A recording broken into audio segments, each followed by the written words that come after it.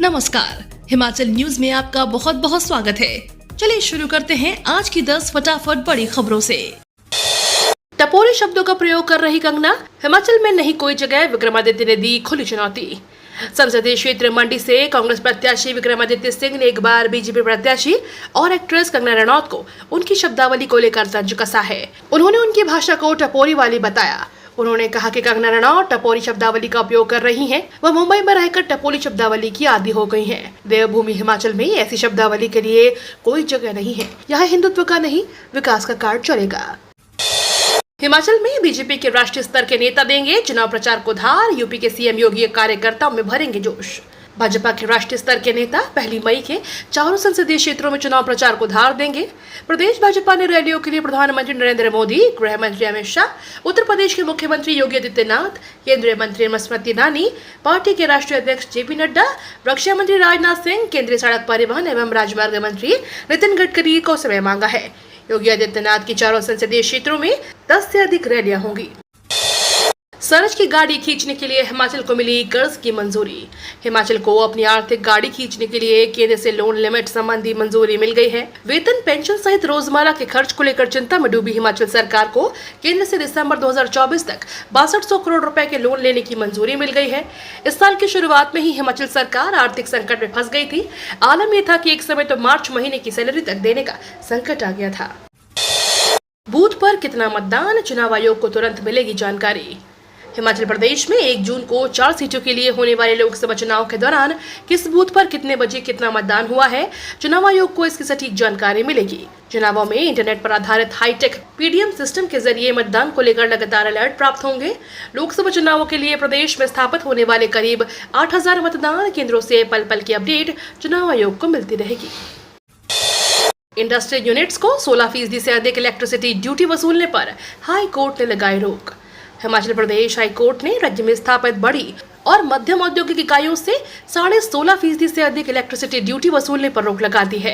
Court ने कानून के प्रावधानों के विपरीत अधिक बिजली शुल्क वसूले जाने पर प्रदेश सरकार की तरफ से जारी निर्देश पर रोक लगाने के आदेश जारी किए।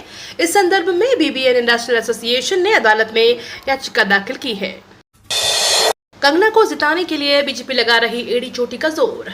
मंडी संसदीय क्षेत्र में शामिल पांगी और भरमौर विधानसभा क्षेत्रों में बिगड़ैल मौसम नेताओं की कड़ी परीक्षा ले रहा है। हालात यह है कि भरमौर विधायक डॉक्टर जनक राज पांगी घाटी के 10,000 फुट की ऊंचाई वाले गांव में बर्फ के बीच चुनावी प्रचार करते नजर आ रहे हैं।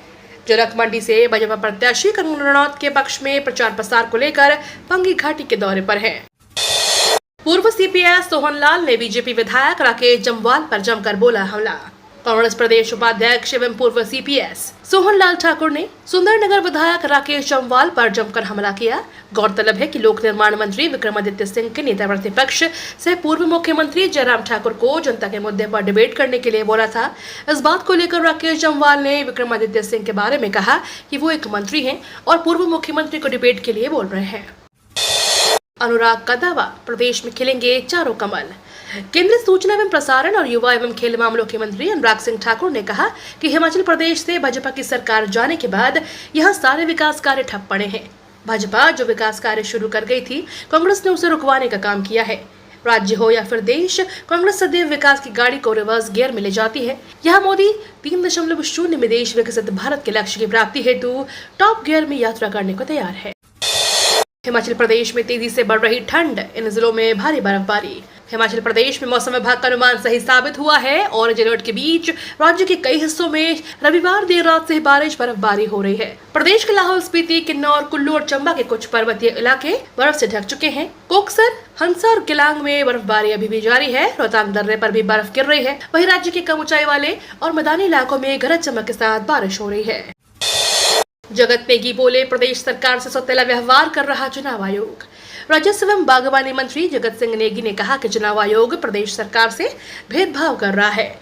उन्होंने केंद्रीय चुनाव आयोग में होने वाली नियुक्तियों को लेकर भी केंद्र सरकार को कटघरे में खड़ा किया। प्रदेश कांग्रेस मुख्यालय राजीव भवन शिमला में प्रेस वार्ता में नेगी ने कहा, आयोग को कई प्रस्तावों को मंजूर करने के मामले भेजे गए हैं, लेकिन आयोग मंजूरी नहीं दे रहा है। राष्ट्रपति द्रौपदी मुर्मू का 4 मई को देवभूमि में होगा आगमन। राष्ट्रपति द्रौपदी मुर्मू 4 मई को शिमला पहुंचेंगी। हिमाचल में उनका 4 से 8 मई तक दौरा प्रस्तावित है। इस दौरान राष्ट्रपति प्रसिद्ध तारा देवी और संकट मोचन मंदिर में पूजा अर्चना भी करेंगी। उसके बाद राष्ट्रपति माल रोड की भी सैर करेंगी। मुख्य सचिव प्रबोध सक्सेना ने कहा कि राष्ट्रपति के प्रस्तावित दौरे के दौरान वह गेयटी थिएटर में आयोजित होने वाली सांस्कृतिक संध्या में भी शिरकत करेंगी। कांगड़ा में नासिक का प्याज तैयार, बाजार में मचा रहा धूम। देसी वैरायटी में साल भर खराब न होने वाला N53 प्याज हिमाचल में भी खूब उग रहा है। धर्मशाला विधानसभा हलके के तहत कंदरेहड़ पंचायत के पटोला गांव में किसान बलबीर सैनी ने इस प्याज को करीब 15 दिन पहले तैयार करके रिकॉर्ड बना दिया है। लाल रंग के इस प्याज की देश भर में डिमांड रहती है। इसका साइज 250 ग्राम तक होता है। अपने गजब के स्वाद और साल भर खराब न होने वाली खासियत के चलते इस प्याज को ग्राहक खूब पसंद करते हैं। हिमाचल में उगेगी पथरी और पीलिया भगाने में सहायक घरकिन, किसानों की आर्थिकी भी होगी मजबूत। पेट दर्द, पीलिया, बवासीर और गुर्दे की पथरी जैसे रोगों से लड़ने के लिए एक औषधि के रूप में जाने वाली घरकिन की फसल की अब हिमाचल में पैदा की जा सकेगी। यह फसल अफ्रीका, ब्राजील, अमेरिका और दक्षिण भारत में होती है। इससे रोगों से लड़ने में मदद मिलने के साथ ही किसानों की आर्थिकी भी मजबूत होगी।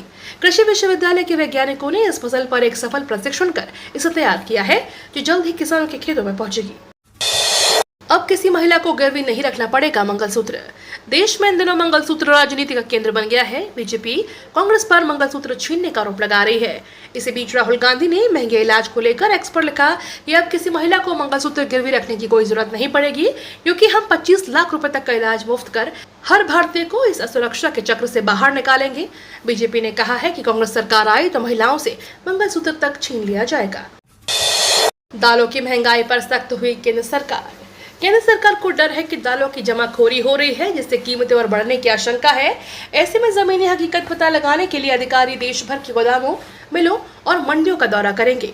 दालों की बढ़ती कीमतों से चिंतित केंद्र सरकार तूर यानी अरहर और उड़द दाल का स्टॉक खुलासा करने के संबंध में जमीनी स्थिति का आकलन करने के लिए वरिष्ठ अधिकारियों को भेजने की योजना बना रही है। ये तो थी आज की 10 बड़ी खबरें। डेली खबरों से अपडेट रहने के लिए चैनल को सब्सक्राइब करना बिल्कुल ना भूलें।